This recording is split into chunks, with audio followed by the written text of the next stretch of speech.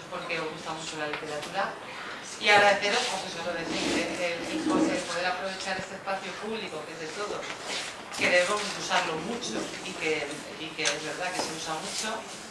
Y luego pues lo que me queda también es hacer un poco la presentación de estas dos personas que hay aquí, que han tenido la valentía de presentar un libro, de escribir un libro, y que os voy a contar un poquito la vida de cada uno. Galina va a ser la que va a presentar el libro de Antonio, que resulta que son pareja, y yo no lo sabía, y seguro que le va a hacer una presentación estupenda. Yo voy a contar un poquito de la biografía de los dos porque creo que merece la pena, porque creo que, bueno, son dos personas que están muy vinculadas a lo que es la literatura, y os voy a contar un poquito que es un poco impresionante la biografía de los dos.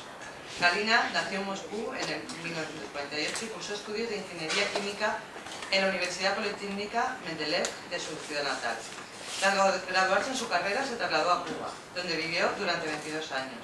En este tiempo trabajó como ingeniera química en diferentes industrias del país. Posteriormente, durante 5 años, ejerció como traductora e intérprete en la organización internacional Comecon en Moscú. Vivió 20 años en Estocolmo, Suecia, donde trabajó como ingeniera en el Instituto de Investigaciones de la Química de Superficie. Es ciudadana sueca y habla 4 idiomas. Casi nada. Desde el año 2014 reside en Guardamar del Segura, Alicante, y se dedica a la creación literaria. Ha publicado relatos en diferentes periódicos de España, Alemania y Chile.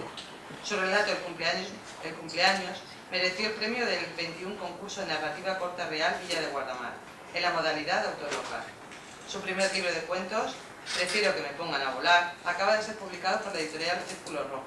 Aparte de este volumen, tiene escrito un libro de cuentos infantiles titulado Aventuras de una estrella perdida, que está en proceso de edición y espero que lo tengamos aquí pronto. Y de Antonio os voy a contar bueno, es que con esta vida tan intensa, pues a lo mejor se me hace fuego. Pero es que claro, resumir esta vida en palabras es complicado. Antonio Álvarez Gil, de Melena del Sur, Cuba, escritor y traductor literario cubano-sueco, ha publicado artículos, relatos y novelas en Estados Unidos, Latinoamérica y Europa. Entre sus libros de cuentos figuran Una muchacha en el andén, Unos y otros, Del tiempo y las cosas, Fin del capítulo ruso y Nunca es tarde.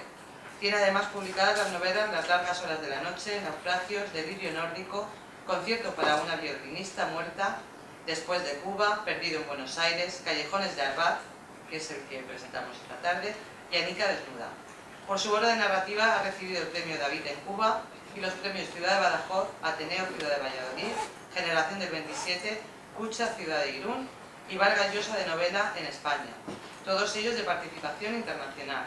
Tras haber vivido durante largos periodos en Cuba, Rusia y Suecia, Álvarez Gil se ha radicado en la provincia de Alicante. Y bueno, yo después de esto estoy deseando que nos presenten el libro. Así que Galina, por favor. Bueno, yo quisiera que Tony empiece la presentación con la lectura de un texto. Muy corto. Se muere como si el mundo hubiera detenido su marcha. El crepúsculo parece eternizarse en el cielo de finales de julio. El sol ha desaparecido tras la verde silueta de la isla de los 7 pájaros, y un inmenso crespón rojizo se extiende sobre el océano de pinos que cubre el archipiélago. Mi esposa y yo estamos sentados en un banco junto al lago, oyendo el murmullo de la resaca y mirando cómo la tarde abandona este hermoso país, el país en que hemos vivido durante todos estos años. Es una tarde tranquila, perfecta, sublime casi. Lo sienten incluso los animales que habitan estos bosques. Lo saben, por ejemplo, los patos salvajes que caminan ahora mismo por la orilla. Conscientes de la seguridad de que disfrutan, varios de ellos se han acercado hasta nosotros y buscan de comer entre la hierba a nuestros pies. Los últimos bañistas de la tarde han salido del agua y empiezan a abandonar la playa. Mi mujer se pone de pie y mientras se calza las sandalias, me dice que el aire se está enfriando y que va siendo hora de marcharnos a casa. Es cierto, respondo, y comienzo yo también a vestirme. Desde un roble cercano llega el canto de un pájaro que no atino a precisar, y ese es el único problema. Si fuera un ave de mi tierra, podría definirla sin dificultad, pero somos quienes somos y no hay nada que hacer. Esta tarde hemos estado intercambiando ideas sobre la traducción de un poema. Es el último poema del manuscrito y ambos buscamos la perfección de la forma, la correspondencia plena con el sentido del original en ruso. Sabemos que es una tarea ardua, sumamente difícil, pero que puedo lograrlo. Es más, me parece que ya lo he conseguido. Y se lo digo a mi mujer, me siento francamente satisfecho, confieso, capaz incluso de engañar al lector, que podrá hasta adjudicar la traducción al señor Gómez, como se verá cuando se avance en las páginas que siguen. Hemos discutido mucho sobre él, sobre el poema, aunque sería mejor decir que lo hemos analizado hasta la saciedad. Por fin, ante la evidencia de que soy yo el portador natural del idioma, ha prevalecido mi opinión. No por gusto el español es mi lengua, he debido recordarle a mi esposa, la lengua en que mi madre me cantaba las canciones de cuna, y ella ha cedido, perdonándome las últimas infidelidades al original. Ya antes me ha bendecido todos los otros textos, tanto de poesía como de prosa, que aparecen en el libro y que han salido, con mayor o menor fortuna, de mi pequeña factoría de palabras. Por lo demás, ¿qué puedo decir a las personas que se han convertido en personajes del relato? Si algún día lo leen, ellos sabrán comprenderme por haberles cambiado de nombre, por inventar lugares y situaciones que no existen, pero que se disolverán seguramente en la estela de los otros, de los que sí son verdaderos. Finalmente nos ponemos en marcha. Para ella, para mi esposa, todo el agradecimiento del mundo, tanto como no sería capaz de expresar en estas líneas, por mucho que tratara de hacerlo. Hay amores tan grandes que no caben en ninguna historia, ya sea documental o de ficción.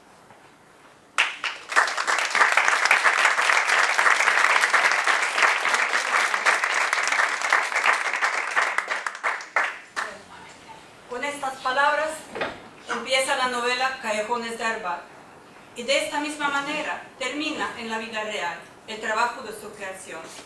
Recuerdo perfectamente aquel día y la conversación en la playa de Estocolmo que visitábamos mucho.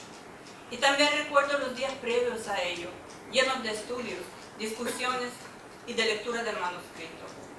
Quisiera explicar por qué yo, la esposa del autor, me atreví a hacer la presentación de esta novela, que según la opinión de la crítica, y también según mi modesta opinión, es hasta ahora la obra más importante del escritor Antonio Álvarez Gil. La explicación es la siguiente. Conozco muy bien la novela y todo relacionado con ella. A mi manera, participé en el proceso de su creación, ya que día tras día acompañé a mi marido en el largo y difícil proceso de la búsqueda de los documentos, de los libros necesarios, así como la lectura y la interpretación de los textos, que todos eran en ruso. Entre los dos creamos un ambiente inspirador en casa. Vivíamos sumergidos en la trama, hablando mucho sobre sus personajes, sobre escenarios y acontecimientos reales que valían la pena de ser reflejados en el libro. Fue un trabajo muy duro, absorbente, en que todos los miembros de la familia participábamos de una u otra manera. Algunos ayudábamos con los recuerdos moscovitas, otros encontrábamos cosas interesantes sobre los poetas rusos reprimidos. Quisiera destacar el aporte de nuestro hijo.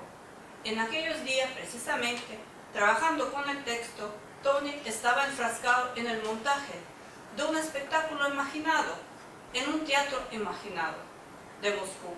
Una pieza teatral basada en una novela muy famosa y muy querida por todos los rusos, El maestro y Margarita de Mikhail Bulgakov.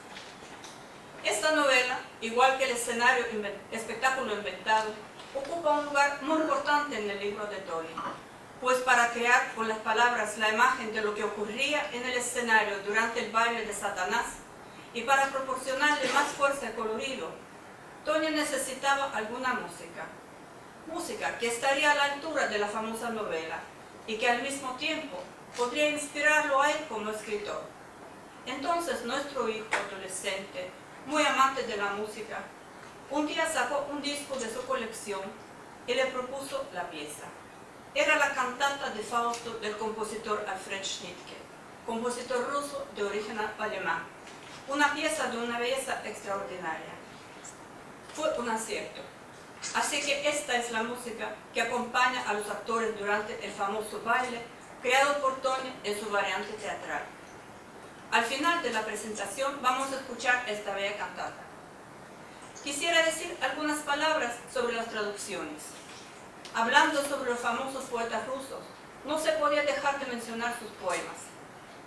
Así que algunos de ellos fueron traducidos por el autor de Callejones de Arbat e incluidos en el texto del libro. Y creo que las traducciones quedaron muy bien. Al final vamos a escuchar un corto fragmento de un poema traducido también. El resultado de todo este enorme trabajo está ahora frente a ustedes. Es la novela Callejones de Arbat, en su segunda edición. Hablando de la novela, quisiera en primer lugar destacar la técnica que está narrada, mediante la cual una voz en primera persona narra toda la historia. Sin embargo, el lector oye las voces de todos los personajes que intervienen en la trama, tanto reales como aquellos que son productos de la mente del autor. Y en segundo lugar, quisiera destacar su estructura, que creo que es uno de los logros más importantes del libro, porque es casi imposible unir en un libro cosas tan diferentes como desintegración del campo socialista, las represiones estalinistas en otros tiempos, la adoración de la obra de Bulgakov, el amor apasionante, las traiciones de todo tipo, las amistades frustradas y la denuncia contra el sistema totalitario en general. Cada uno de estos temas podría ser un tópico para una novela independiente. Sin embargo, Callejones de Arbat une todos estos temas gracias a su estructura peculiar. Esta novela parece una caja de sorpresas. Dentro de una caja grande se abre otra más pequeña, y así sucesivamente. De cada caja sale un tema con sus respectivos personajes. Y lo que es más asombroso, los diferentes acontecimientos y los diferentes héroes tienen vínculos mutuos. Al final de la novela, el lector, sorprendido, puede ver que cada personaje encuentra su exacto lugar en la compleja organización de la obra. ¿Y de qué en realidad trata la novela? En la misma hay varios escenarios, pero el escenario principal es Moscú del año 1989. El personaje principal es Mario, el que cuenta la historia. Un periodista cubano con los estudios hechos en la URSS, casado con una rusa y con 2 hijos, y que enviado por el gobierno cubano trabaja en el departamento de prensa de la Organización para la Colaboración Económica Internacional, OCE, una organización de ficción. Está en Moscú con su familia, y en esta organización trabaja un grupo de cubanos que representan su país en varios departamentos de colaboración. Cuando el lector empieza a leer el libro, puede llegar a pensar que la novela trata de eso, de la vida y el trabajo de aquellos cubanos alejados de su patria. Pero pronto se entera de los procesos dramáticos que ocurren dentro de la organización y dentro de todo el campo socialista. Empieza el proceso de la desintegración de ambos. Es un proceso muy doloroso y que tiene consecuencias graves para todo el mundo. Entonces abre otra caja. Una noche, en el mismo edificio de la OCE, Mario conoce a Dolores, una bella mujer de origen hispano-ruso que es actriz de uno de los teatros moscovitas, y se enamora de ella. Dolores es una persona inteligente, apasionada, y que se diferencia mucho de las mujeres que el cubano ha conocido hasta el momento. Mario, hasta entonces un fiel marido que realmente quiere a su mujer Vera, se siente deslumbrado y atraído por la muchacha. La feliz vida matrimonial de Mario se desmorona en un tiempo bastante breve. El lector podría pensar que este sí es el tópico de la novela. Es un triángulo amoroso, y sí que lo es, pero no. Otra caja se abre, y de ahí sale un nuevo personaje, Santiago Gómez, el padre de la bella Dolores. Así el lector conoce al héroe que llega a tener un papel sumamente importante en el desarrollo de la trama. Santiago Gómez es un niño de la Guerra Civil Española, que siendo pequeño llega a la URSS como refugiado. Vive en el país soviético durante toda su vida. Estudia y forma una familia. Siendo muy joven, Santiago conoce a Ariadna Front Tsvetaeva, una traductora literaria y una mujer de mucha cultura. la hija de la famosa poetisa rusa Marina Tsvetaeva. Aquel acontecimiento cambia toda su vida. A través de su colaboración literaria, el español también es traductor y traduce la literatura rusa. Nace una profunda amistad que lleva al joven exiliado a conocer de primera mano la suerte espantosa de muchos de los creadores rusos como Anna Akhmatova, Boris Pasternak, Isaac Babel, Osip Mandelstam, Marina Tsvetaeva o de la misma Ariadna, entre muchos otros. Las anotaciones de Santiago deberán servir para algún día reconstruir el drama de los escritores rusos silenciados, para que no se olviden los crímenes de Stalin y el Gulag. Leyendo las historias espeluznantes de aquellos poetas rusos, el lector de Callejones de Arbat piensa que al fin ha llegado el tema principal de la novela: la denuncia de los crímenes del estalinismo. Pero no. De una nueva caja sale el próximo tema. Santiago Gómez pone en manos de Mario sus documentos y, con argumento que él mismo no es escritor sino traductor, le anima a reescribir una novela sobre las purgas de la literatura rusa. El cubano, que ya tiene algunas experiencias literarias, acepta la tarea y empieza a escribir una historia novelada basada en la realidad. Lo hace con gran inspiración y dedicación total. Su mujer Vera, también conmovida por los horribles testimonios, lo apoya mucho en este trabajo. Mientras tanto, su amante Dolores recibe un papel nuevo en el teatro donde trabaja.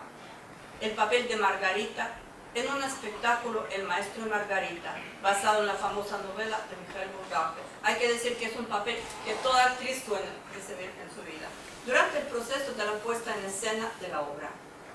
Sumida en el aprendizaje de su papel, Dolores le envuelve a Mario con su creativa telaraña, llena de pasión y de juego. Mario, gran admirador de Bulgakov y de esta novela en particular, se deja llevar y participa de pleno en la habitación de la vida de los personajes que se propone la actriz. La pareja crea una fantasía en la que ellos mismos se convierten en Margarita y el maestro y ansían experimentar las vivencias de sus ídolos. Llegando a este punto, se abre una nueva caja y de ahí sale la denuncia del sistema totalitario con su falta de libertad y sus abusos. Mario nunca ha sido incondicional en cuanto al tema de la Revolución cubana.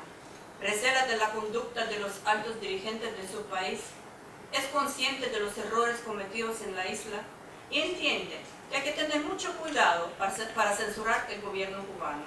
Sabe bien que sobre cualquier cubano pesa la vigilancia del régimen.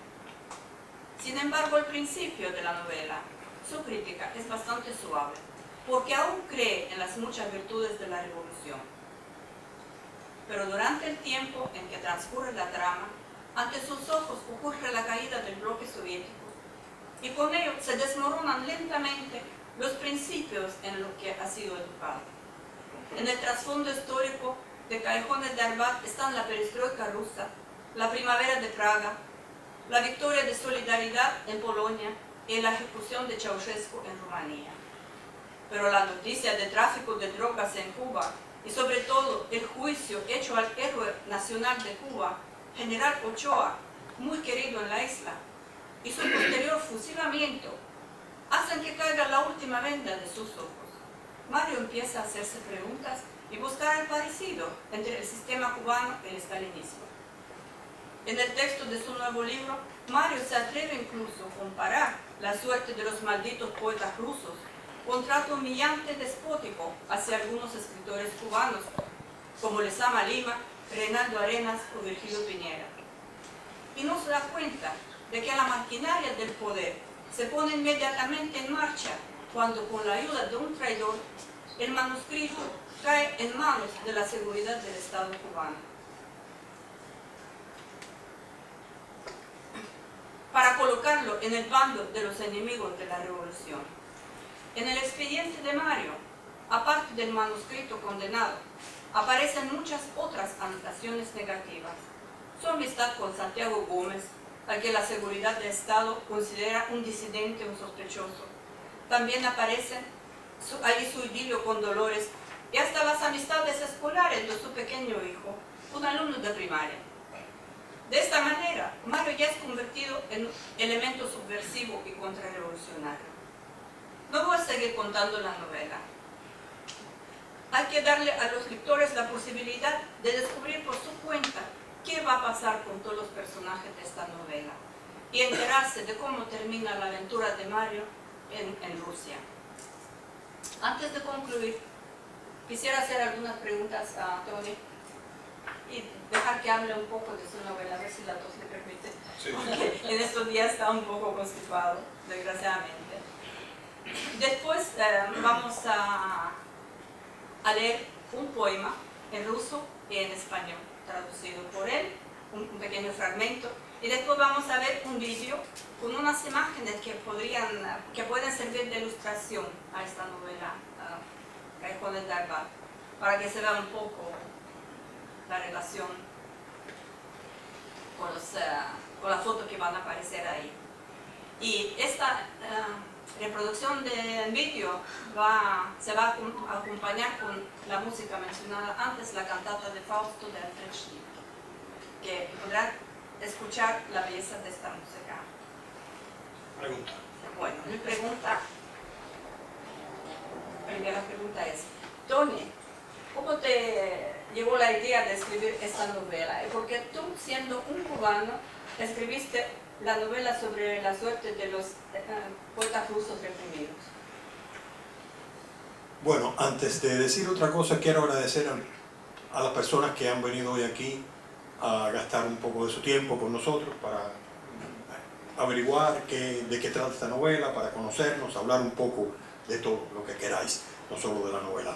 Y agradecer a la concejala de Cultura por la presentación tan amable que nos ha hecho, a José Luis, el alcalde que está aquí, agradecer a la institución de la biblioteca por darnos cobijo y ayudarnos tanto en toda la presentación, a Javier, que ha hecho un trabajo muy interesante que vais a ver, por lo menos a nosotros mucho, y a mi esposa también.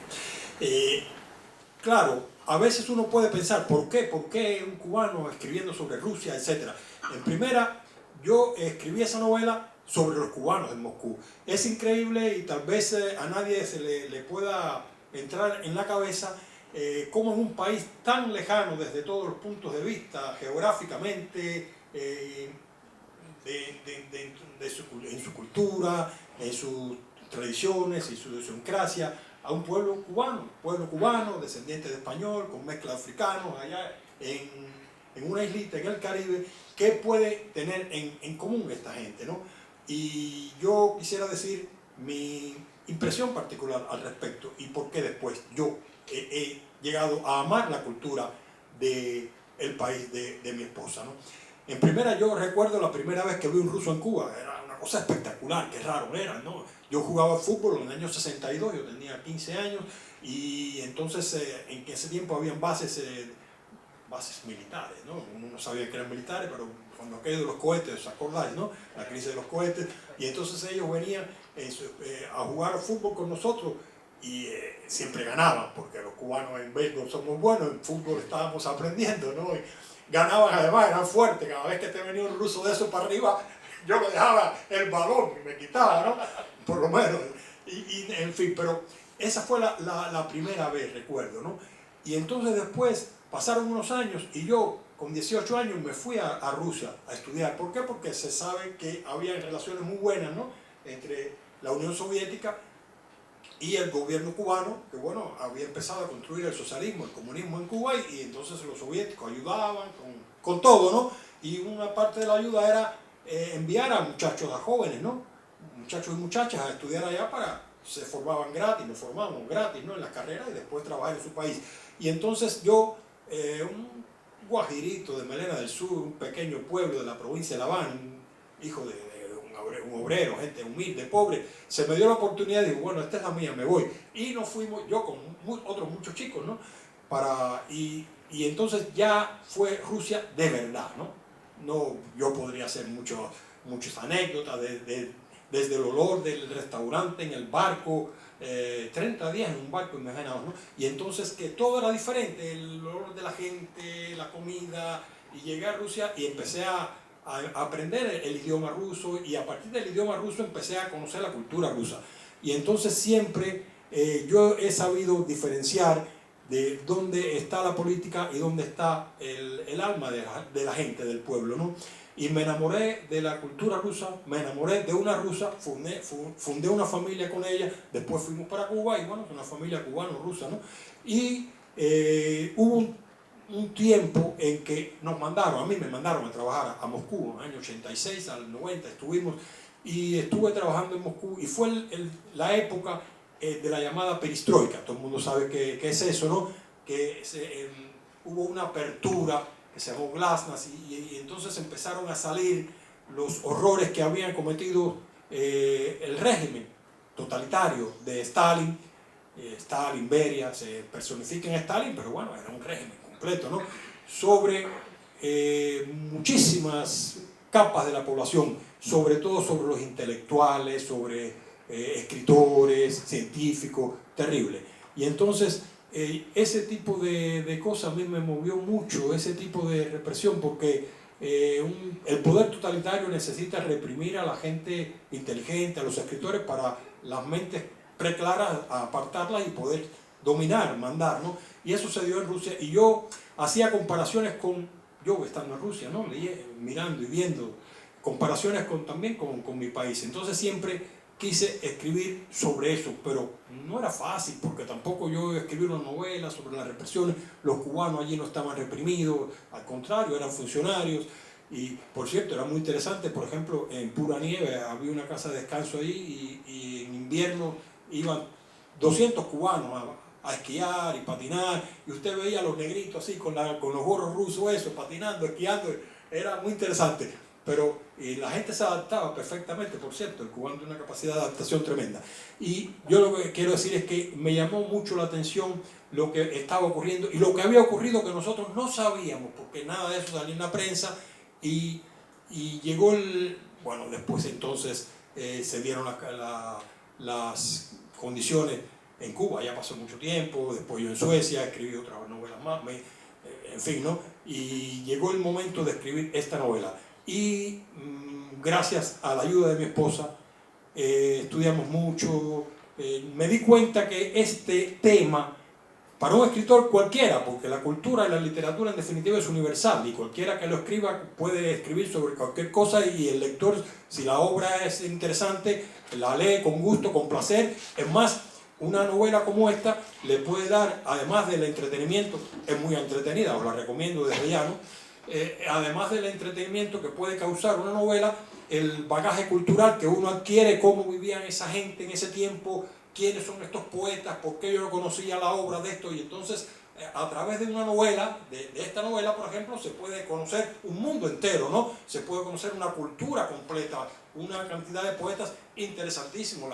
Las represiones yo no sé, de Stalin, después incluso en el tiempo de Khrushchev también, sobre los intelectuales, sobre la cantidad de escritores buenísimos, brillantes, que fueron a parar a los campos estos gulag que se llaman, que eran campos de internamiento, de trabajo forzado, y morían allí. Gente buenísima que desaparecieron, escritores famosísimos en el mundo. Por ejemplo, Pasternak no murió, por suerte, Boris Pasternak. No sé si habéis oído hablar del doctor Zhivago, que es una novela por la cual le concedieron el premio Nobel a este escritor, y después entonces de concedió el premio Nobel, la autoridad de su país, en el año 57 creo que fue, no le permitieron ir a Keiko Roldán a coger el premio Nobel, lo obligaron a renunciar a ese premio, ¿no? Y ese tipo, y bueno, ¿para qué hablar de Mandelstam, de Tsvetaeva, una poetisa buenísima, una belleza, una poesía de una belleza tremenda como esta, Marina Tsvetaeva, que cuando usted ve y habla, yo empecé a estudiar, ¿no?, el destino de todos esos poetas, y se me ponía la carne de gallina. Yo decía, ¿y esto cómo es posible que mataran a tanta gente buena, inteligente? Iban a parar a los campos de concentración. Por decir una cosa, un pequeño dato, Marina Tsvetaeva, una de las poetisas mejores, interesante, estuvo como 20 años en el exilio, primero en Praga, después en París, y cometió el error de volver a Rusia. Y la reprimieron por traidora, etcétera, la mandaron y entonces al final, sí, pero bueno, yo lo que quiero decir que esto es interesante porque al final la mujer terminó buscando trabajo y el último trabajo que pidió antes de colgarse del caballete de la choza donde vivía fue de lavar los platos en un comedor de escritores que había en la zona gay y se lo negaron, ¿no? Porque era una persona sospechosa, en fin, esa noche se colgó la pobre mujer. Y así, podríamos traer. Yo he tratado en esta novela, en resumen, de la vida de mucha de esta gente, pero no hacerlo como si fuera una biografía, sino el cubano conociendo a través del español niño de la guerra, Santiago Gómez, que relata y entonces poner al lector en conocimiento de toda esta tragedia a la vez que va pasando el conflicto del cubano con la Dolores, la actriz esta, y los problemas que tienen en casa con la mujer, la esposa, que es, bueno, un hombre casado con un amante, ¿no? Y yo traté de llevar todo eso de una manera que la ficción, que es la novela que uno está inventando, se entremezclara, se entrelazara con las páginas de la historia con mayúscula, ¿no? La gran tragedia de toda esta gente, y todo está mezclado ahí. Y usted oye hablar a los poetas, y oye hablar a los cubanos estos actuales, y a todo el mundo mezclado ahí, y es casi imposible discernir dónde está la realidad, dónde está la ficción, y dónde está la ficción o sea, la historia de las tragedias de estos poetas. Yo creo que me pasé. Bueno, ¿no? yo creo que ya no necesito hacer la segunda pregunta porque ya la contestaste. Era precisamente sobre la relación entre los...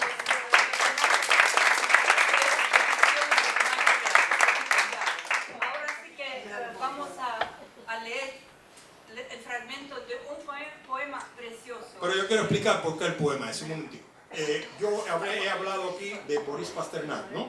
Entonces, en la trama de mi novela, ¿no? El Mario y la mujer leen los libros estos, leen el Doctor Zhivago y la mujer se impresiona y Mario se impresiona, y en el Doctor Zhivago el autor Pasternak el Doctor Zhivago escribía poesía, y entonces él pone en la pluma de Zhivago algunos poemas que aparecen en la novela, y entonces yo quería un reto también que me dice, ¿no? Que esos poemas estuvieran comentados, pero, o sea, leídos por Mario, por la mujer, a Mario, mira lo que leí, qué poema más bueno, pero está leído en ruso, ¿no?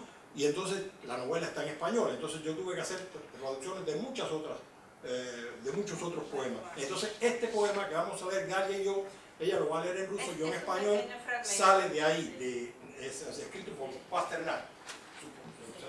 Vamos alternándolo para que más o menos uno se dé cuenta del parecido de cómo suena el poema en lo que se escribió.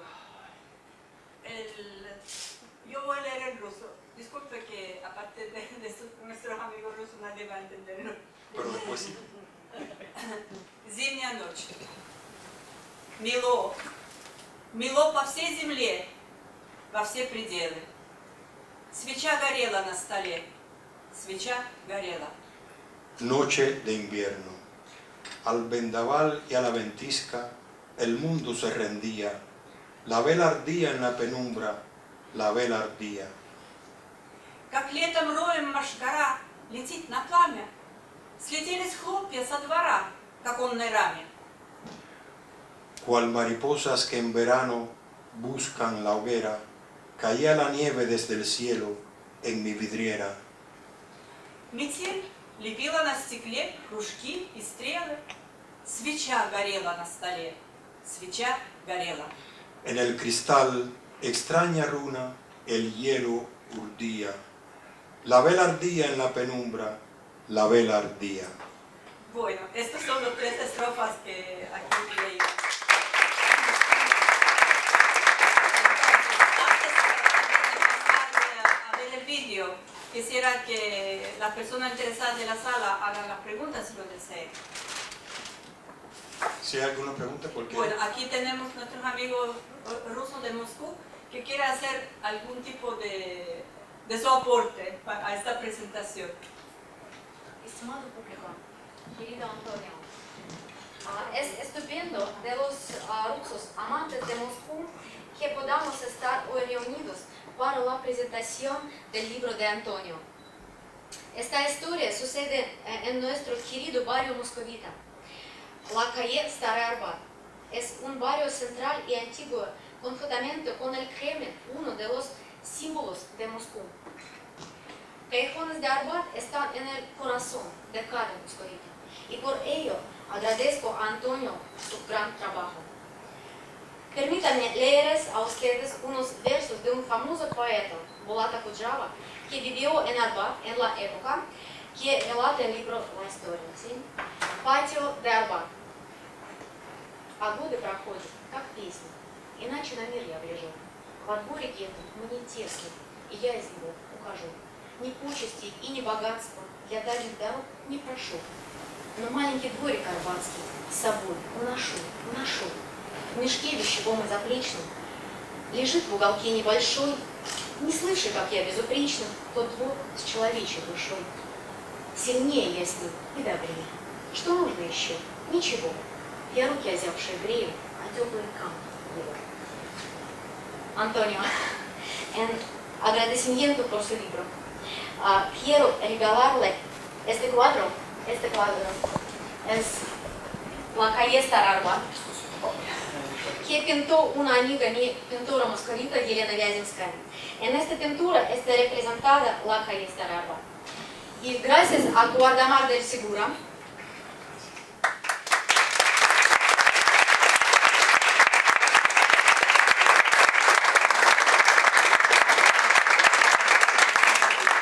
muchísimas gracias a Guardamar del Segura, que aunque sea un pueblo pequeño, pero es como una ciudad cosmopolita, donde se cruzan las culturas de las personas.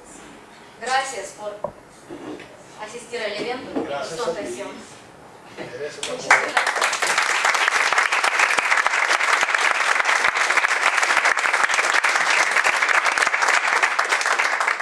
Muchas gracias, Ludmila. Y aunque yo me imagino que nadie ha podido entender el poema que ella acaba de leer, pero le aseguro que es un poema bellísimo, bellísimo. Muchas gracias. ¿Hay preguntas? Hay preguntas en el público sobre cualquier Sí. cosa.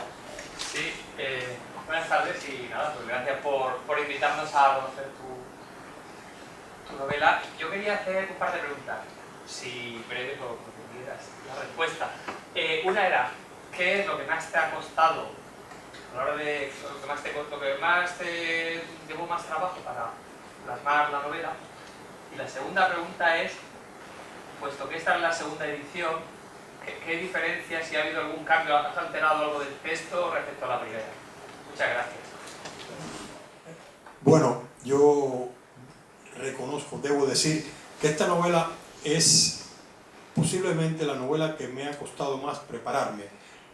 Una preparación que ha sido también un placer, ¿no? Porque yo amo la poesía, amo la cultura rusa y de otras partes. Entonces, para mí fue una obligación que uno se impone. Es extraño porque el escritor escribe, se pone metas, dice, yo quiero escribir sobre esto. Nadie me obliga, yo podía en ese momento no haber hecho eso. Pero yo me puse esa meta, por lo que he explicado antes, ¿no?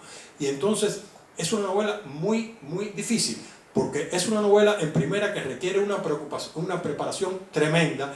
Nosotros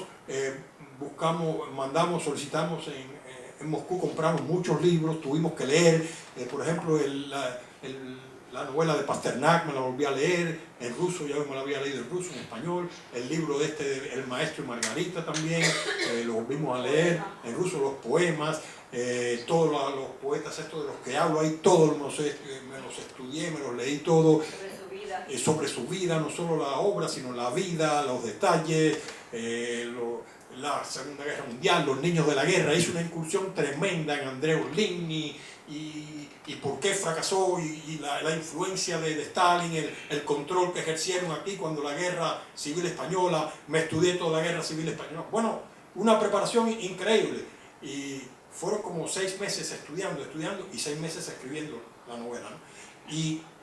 Y fue difícil, pero fue de un placer sumo. Fue muy agradable porque para mí fue un sueño.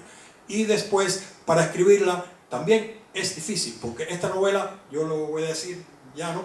Está escrita por una voz en primera persona. Este Mario, del cual se habla aquí, empieza la novela y empieza a contar él. Pero sin embargo, en esta novela tienen voz tanta gente. Tienen voz el Santiago Gómez que es un personaje de ficción, pero tienen voz también la hija de Tsvetaeva, que se supone que se encontró con este Santiago Gómez. Tuve que estudiar, por cierto, todas las traducciones que hizo Pasternak, y resulta ser que Pasternak había traducido a Calderón de la Barca no recuerdo. Otro, y entonces tuve que leerme todo eso. Entonces yo inventé que eso fue hecho a través de este hombre, que es ficción, porque si no, bueno, en fin, yo mezclé ahí la ficción, pero tuve que estudiar mucho, ¿no? Pero entonces todo el mundo habla y tiene voz, y yo a través de técnicas literarias que yo, bueno, modestia aparte, creo que domino bastante bien, ¿no? El discurso en directo libre, etcétera. Toda la gente habla ahí, se sienten las voces de todas esas personas, se sienten bastante vivos. Si alguno ha leído la novela, porque es que la segunda edición podrá dar fe de eso, y sin embargo todo eso es a través de la voz de una persona, de Mario, que es el que nos da a nosotros todo ese mensaje. Pero eso cuesta, eso el que se lo lee le dice, sí, qué clarito, qué bien, pero eso cuesta, eso tiene un trabajo tremendo de trabajo, de escritura, de mesa, ¿no? Entonces, la segunda parte de tu pregunta... Sí, en la segunda edición, si ha habido algún, sí, ¿han metido algún cambio? Sí. No, básicamente errores que se van, cositas, palabras, una palabra que repetí, entonces cuando tuve que revisar ahora la galerada, pero el texto es el mismo de la primera edición, salió en Puerto Rico. Desgraciadamente Puerto Rico está muy lejos, la editorial era una editorial más o menos pobre, entonces no podía invitarme a mí a hacer presentaciones allí. Entonces esta editorial, por suerte, es de Madrid. Es más, yo ahora vivo en España y ha sido mucho más productivo, ¿no? Más fácil todo y mejor para todo. ¿Sí? Dos preguntas. Una de ellas, acabas de hablar de qué fuentes sacaste la información sobre la Guerra Civil Española para tus libros. Fundamentalmente de fuentes de internet, o sea, testimonios, ¿no? Trabajos, ensayos que hay, que están en la red, todo está de distintos estudiosos, ¿no? De varios puntos de vista políticos, o sea, ideológicos, ¿no? No solo, yo nunca me caso con una ideología porque las cosas se pueden dar sesgadas o se pueden dar objetivas, y depende de que te hace el cuento, te lo narra a su manera, ¿no? Entonces, yo cuando hablé de las consecuencias de André Uní, cuando fue asesinado, cómo fue, que se perdió, todo ese misterio, lo tuve que estudiar, y son más o menos, confronté varias fuentes, ¿no? Para dar, yo tampoco me meto, no ese es el sentido de la novela, ¿no? Hacer un juicio político de aquello, ¿no? Pero me refiero porque este hombre había estado en Moscú y había traducido a Trotsky, había trabajado ahí fuerte con los comunistas de los primeros años de la Revolución Rusa. Entonces después vino a España, en fin, tuve que seguir en la pista y lo dejé, ¿no? Porque son personajes que la novela no era sobre ellos, yo los sigo un poco, hablo de ellos, lo que me interesa, para darle a la novela variedad, para darle verosimilitud, para darle visos de obra real, ¿no? Todo es ficción, todo es mentira. Es mentira lo que yo invento, lo que ocurrió, y los pobres reprimidos y los muertos son verdad, ¿no? Y André Unín es verdad. Entonces es un riesgo que uno... ¿La otra pregunta? La otra pregunta, ¿en qué libro, en este o en algunos otros de tus libros, dónde aparecen los posibles personajes de Galina y Antonio? No. Realmente la novela está inspirada en una pareja de un cubano y una rusa con 2 hijos que fueron a trabajar a Moscú, a una organización internacional. Todo eso es verdad, ¿no? Que nos leímos mucho estos libros y estábamos muy entusiasmados con El Maestro y Margarita, en fin, hay muchas cosas. Pero los amoríos de Dolores y eso es falso. Eso es falso. Eso es para darle a la novela un poquito de sal y pimienta, ¿no? Si no hubiera sido verdad, yo soy incapaz de... Si a eso te refieres. Gracias. Quería preguntarte, Antonio, si ha repercutido en tu carrera o en tu vida personal el que trataras temas tan delicados como son el hablar de estos sistemas totalitarios que, como tú bien sabes, son capaces de cosas muy duras, ¿no? Sí, desde luego que ha repercutido desde que yo me fui de Cuba en el año 94, que me fui, pedí asilo en Suecia y ya empezó a repercutir. Y yo quiero decir que yo soy un escritor cubano que empecé a escribir en Cuba, publiqué varios libros en Cuba de cuentos, recibí un premio importante, o sea que se publicó el libro, un premio nacional, y después publiqué una novela, pero yo tenía lo que tienen casi todos, yo me atrevería a decir, los escritores que viven en países totalitarios, lo tienen, aunque ellos no lo sospechen, una carga así que se llama autocensura. Yo la tenía y me costó como 2 o 3 años viviendo en Suecia, en un país libre, o sea, de democracia, etc. Me costó zafarme de la autocensura. Pero después, cuando la dejé, dije, yo voy a escribir lo que yo puedo escribir, lo que yo entiendo, lo que yo quiero escribir. Y claro, hay siempre un riesgo, que hay que ser objetivo. Usted no puede escribir sobre una determinada persona y ponerte a escribir tonterías sobre esa persona, insultar, porque las leyes existen, ¿no? Pero escribir sobre la falta de libertad en Cuba, etc. Yo en el 2001, ¿no?, escribí una novela que se llama Naufragio, está aquí en la biblioteca, que se hablaba sobre la vida en Cuba sin ninguna censura. Y esa novela en Cuba, yo desde luego en Cuba no estoy prohibido, o sea, no existo. En Cuba yo no existo porque en Cuba, desgraciadamente hasta el día de hoy, hay una cierta apertura, pero no tanta, ¿no? Ni una apertura política, ni una apertura de que se pueda criticar todo, a todo el mundo. Y en mi obra yo no me dedico a la política, yo no me dedico a criticar a Fidel Castro, al otro, que el comunismo tiene los dientes, los colmillos y se come a los niños. No, yo me dedico a escribir con libertad sobre los dramas humanos que hay en cualquier país, en Cuba, en los Estados Unidos, donde sea. Lo que pasa es que lo hago con libertad y trato de que sea lo importante, no es atacar a un régimen o a otro, sino basar el drama humano, la obra, la trama de las novelas en un determinado fondo. Tiene que ocurrir en un lugar, ¿no? Y en ese lugar, si es un país totalitario, bueno, hay que hablar de la sociedad y cómo es la sociedad, más o menos, aunque yo no me dedico a atacar a nadie, porque las cosas diciendo se entienden y se sabe, y no hay que, ese es mi método por lo menos, ¿no? Ese es mi sistema, ¿no? Yo no soy un escritor político, hay gente que empieza a escribir que en las cárceles del catrismo, no sé. No, yo no soy un político, yo lo que quiero es escribir con libertad y estoy por la democracia, por la libertad, por el mejoramiento humano, en fin, ¿no? Y así escribo. Pero claro, eso es, en mis obras en Cuba, algún libro se podría, pero como yo estoy totalmente vedado, pues incluso los libros míos, que no son de un libro escrito sobre José Martí en Guatemala, que puede ver ahí de política, ¿no? Sin embargo, ese libro lo sacaron, en este año me fui de Cuba, lo sacaron de las prensas, ya estaba ya para publicar, lo sacaron, ¿no? De la imprenta. Yo tengo otro libro que también transcurre en La Habana, pocos libros míos transcurren en Cuba, por cierto. Como yo me he escrito tanto en los 20 años que estuve en Suecia y ahora en España, yo escribo mucho sobre el mundo, o sea, sobre las cosas, ¿no? No solo de Cuba. Casi siempre con cubanos metidos en el medio ahí, pero no solo en Cuba. Pero escribí una violinista que es en un festival de La Habana y es una trama, un thriller, la mujer está muerta, es una violinista.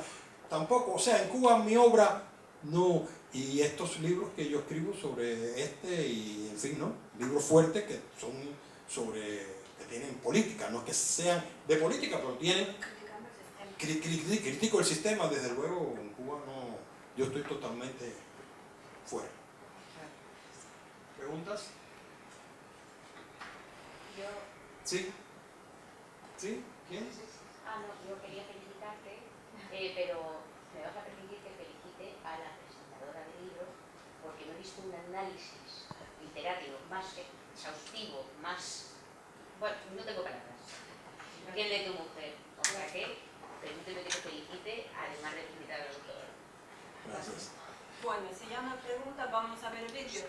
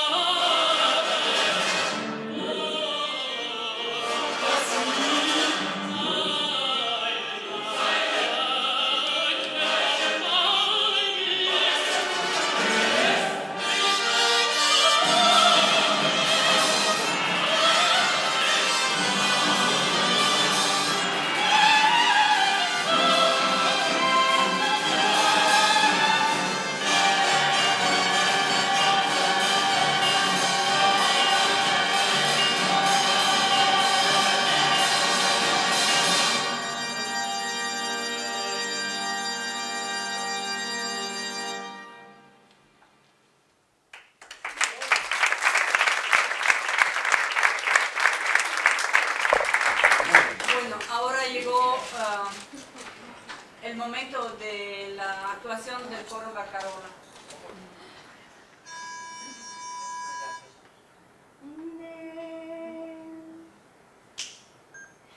Despierta, marino, despierta temprano, que llama lejano, en puerto de San, y allí no estás sola, felices espero.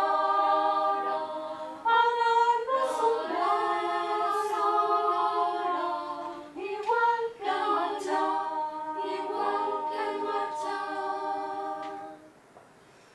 Qué lindo amanecer, se admira junto al mar, qué gusto da mirar la luz del sol, su claridad, y a un barco que al pasar contempla el embeleso.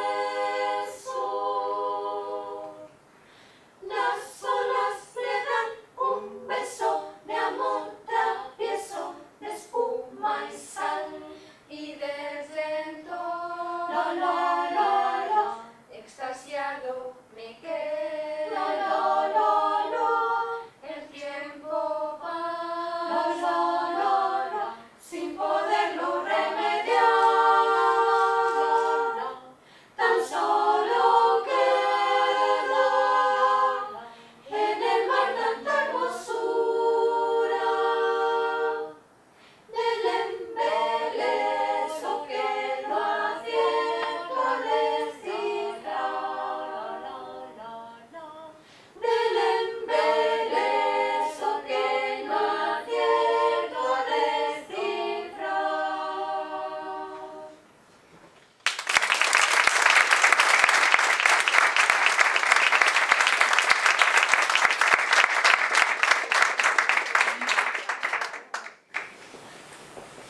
Ahora te damos 2 canciones para que recuerdes a tu papá. Nunca podré morirme, mi corazón no lo tengo aquí. Allí me está esperando, me está guardando que vuelva allí. Cuando salí de Cuba, dejé mi vida, dejé mi amor. Cuando salí de Cuba, dejé enterrado mi corazón. Late y sigue latiendo, porque mi tierra vida le da. Pero llegará el día en que mi mano la encontrará. Cuando salí de Cuba, dejé mi vida, dejé mi amor. Cuando salí de Cuba, dejé enterrado mi corazón. Una triste tormenta te está azotando sin descansar, pero el sol de tus hijos pronto la calma te hará alcanzar. Cuando salí de Cuba, dejé mi vida, dejé mi amor. Cuando salí de Cuba, dejé enterrado mi corazón. Cuando salí de Cuba, dejé mi vida, dejé mi amor. Cuando salí de Cuba, dejé enterrado mi corazón.